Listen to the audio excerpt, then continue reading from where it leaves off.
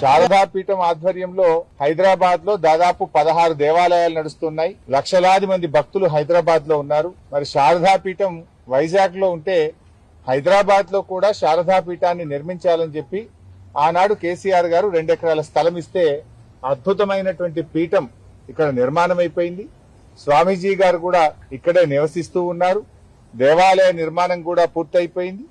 ఇక్కడ ఒక గోశాల నిర్మాణము, నిత్య అన్నదాన కార్యక్రమము, అదేవిధంగా వేద పాఠశాల ఇవన్నీ ఇక్కడ నిర్మిస్తా ఉన్నారు.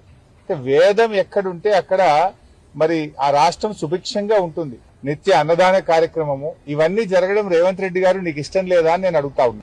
ఎందుకు ఈ దేవాలయాన్ని కూల్చాలనుకుంటున్నావు, ఎందుకు ఈ మఠాన్ని కూల్చాలనుకుంటున్నావో నేను ఈ రోజు అడుగుతా ఉన్నాం. నువ్వు ఏం చేయదలుచుకున్నావు? మఠాలు కూల్చేస్తావు, ఆలయాలు కూల్చేస్తావు, ఇక ఇవి కూల్చడమేనా నీ పాలన? నిన్న ఖమ్మంలో పేదల ఇండ్లు కూల్చావు, హైడ్రా పేరిట హైదరాబాద్ లో ప్రజల బతుకులు కూల్చావు. ఏ కూల్చడం తప్ప నీ జీవితంలో ఇంకేం రాదా? పేదల ఇల్లు కూల్చడము, మఠాలు కూల్చడము, దేవాలయాలు కూల్చడమే తప్ప నీ పాలనలో నిర్మాణం లేదా అని నేను అడుగుతా ఉన్నా.